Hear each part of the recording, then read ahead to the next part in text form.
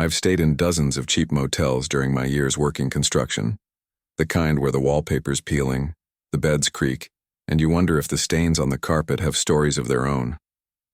But there's one place that never left my mind. A small roadside motel off Route 47 in northern Idaho called the Silver Pines Motel. It was late October. The sky had turned to iron, and the rain came down in sheets that blurred the headlights of our truck. My crew and I had been driving for hours after a long shift, searching for anywhere with a roof and a bed. The vacancy sign at Silver Pines flickered like it was dying, but we didn't care. We just needed a place to crash. The manager was an older man, wiry and pale, sitting behind a small desk cluttered with papers and an old rotary phone. He handed us the room keys with shaking hands. When he slid mine across the counter, he hesitated and said quietly, "Stay clear of room 6. Don't knock. Don't go near it." We all laughed, thinking it was some small-town joke. But his face didn't move. His eyes were hollow, fixed on something I couldn't see. My room was number 4. The guys had 3 and 5. Room 6 sat right between me and the far end of the lot, its curtain half torn, the door chipped and scarred, like something had clawed at it. I remember noticing a faint, sour smell drifting from the cracks in the frame, like mildew mixed with something metallic. I dropped my bag, took a shower, and tried to get some sleep. But around midnight I heard it, faint, deliberate tapping on the wall between my room and room 6. Slow, steady, tap. Tap, pause, then a dragging scrape. At first I thought one of the guys was pulling a prank. I texted them both, "Knock it off." Seconds later they replied, "We hear it too." That made my stomach twist. I pressed my ear to the wall. The sound was close, too close, like someone's fingernails brushing the other side of the plaster. I banged on it, shouted, "Cut it out." The tapping stopped instantly. Silence. I could hear the rain again and my own pulse in my ears. I lay back down, but sleep never came. Every few minutes I thought I heard faint breathing. Not mine, not human, just a slow rasp from the other side of the wall. At 2:30 a.m. I woke up to screaming. It ripped through the silence like a knife, sharp, raw, inhuman. It sounded like multiple voices overlapping, crying out in agony. I froze, every muscle locked. The screams went on for several seconds, then cut off suddenly, leaving only the rain pounding on the roof. I jumped out of bed and ran outside barefoot. The air was freezing, misty from the rain. The light in room 6 was flickering through the torn curtain, shadows moving wildly inside Rowan, but the door was locked tight.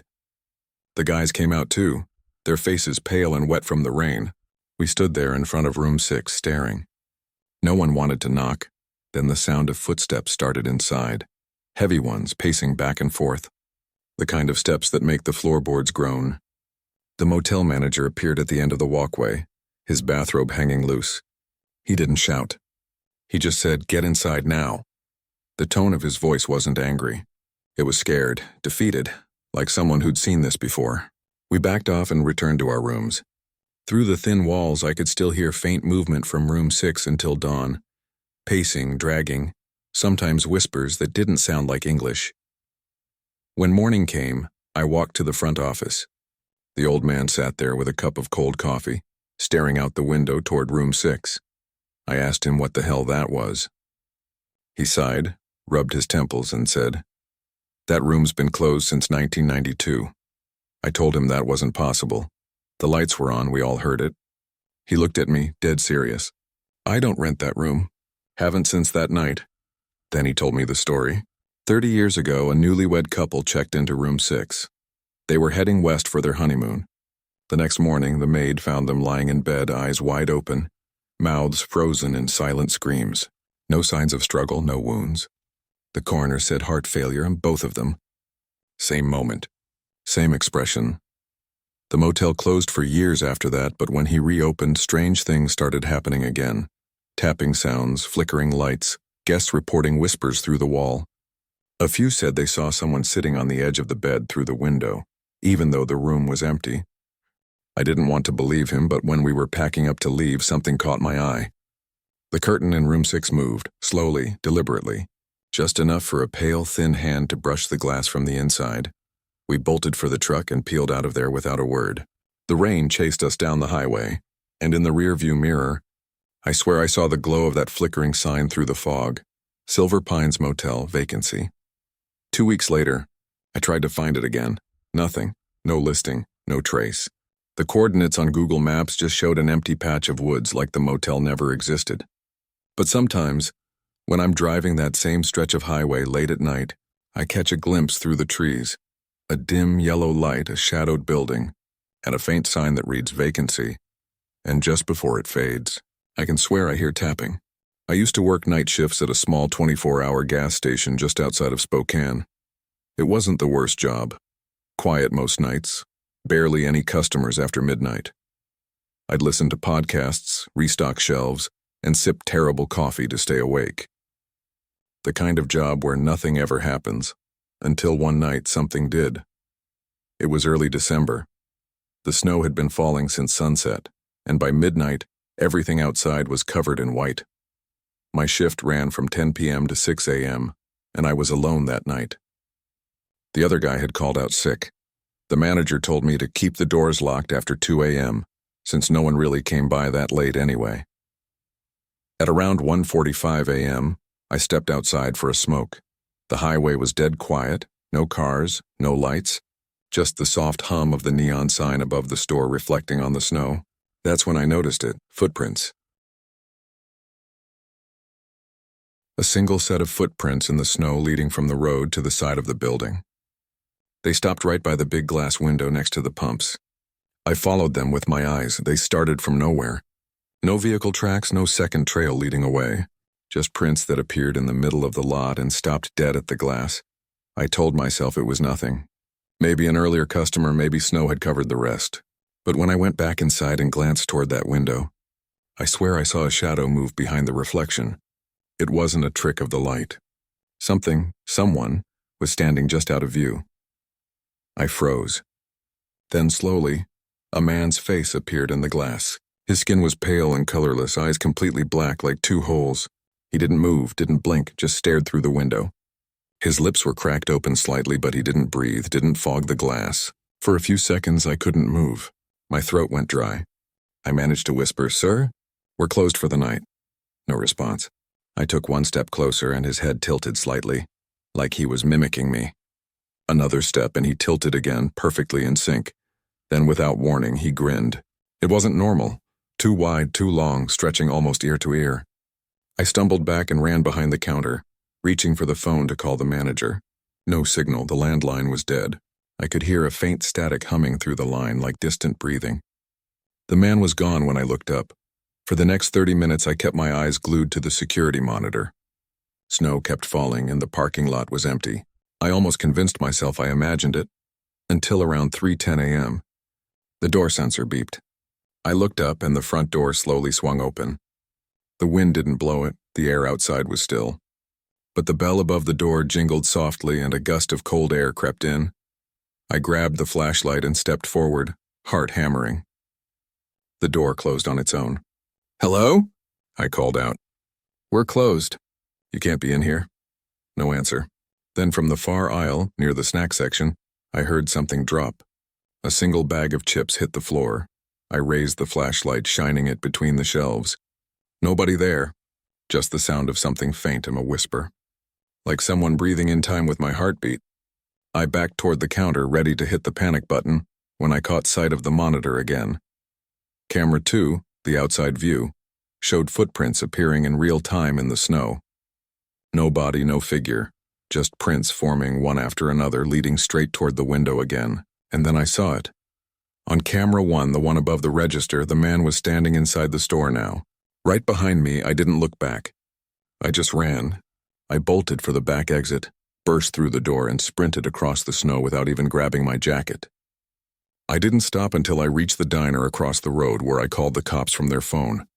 When they showed up 20 minutes later, there was no one inside the gas station. But the officers looked uneasy. One of them pointed out something that made my stomach twist.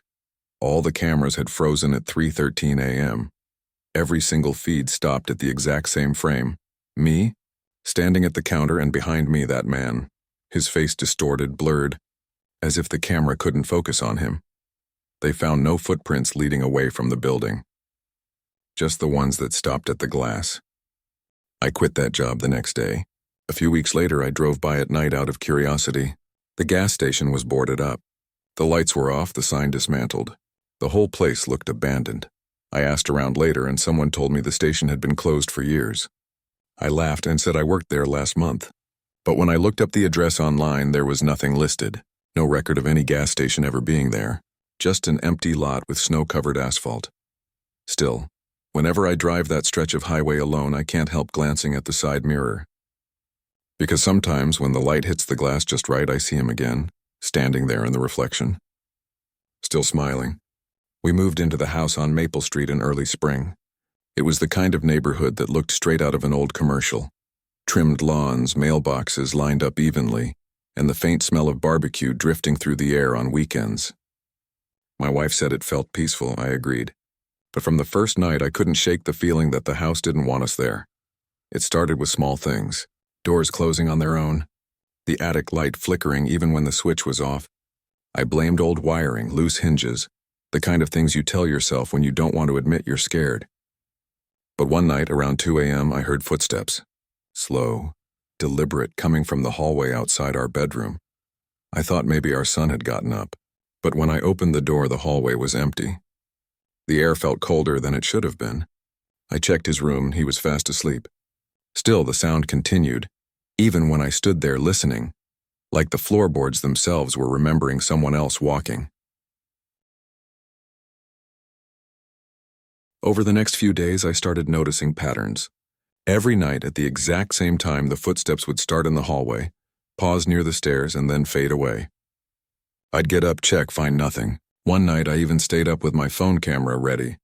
At 2:17 a.m., I heard the creak of the first step, the sound of weight pressing down. My camera shook as I filmed, catching only a flicker of motion. A dark figure moving past the bottom of the stairs. I froze. My chest felt tight, every instinct screaming not to go down there. I listened.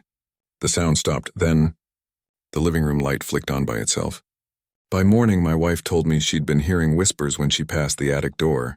She said it sounded like someone saying her name, soft, drawn out, almost pleading. I laughed it off, tried to keep things normal.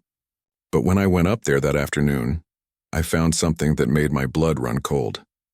Underneath a loose floorboard was a stack of photographs.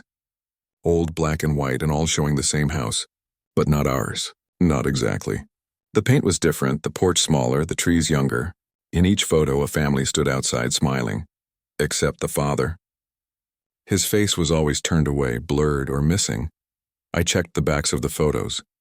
Every single one had the same handwritten message, "We remember." That night I couldn't sleep. The wind howled through the trees, and somewhere in the walls something moved, like the house was breathing. Around 2 a.m. the footsteps started again. But this time they didn't stop at the stairs. They came up. I sat up, heart racing, and grabbed my phone's flashlight. The doorknob to our bedroom began to turn, slowly, quietly, like someone testing it. My wife stirred beside me. "Did you hear that?" she whispered.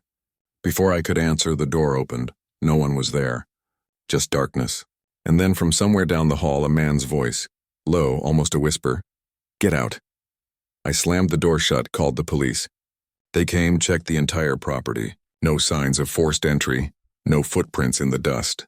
But one of the officers, while inspecting the attic, came down pale-faced. He said, "You didn't tell me there were old markings on the beams." "What markings?" I asked. He hesitated. "Looks like initials.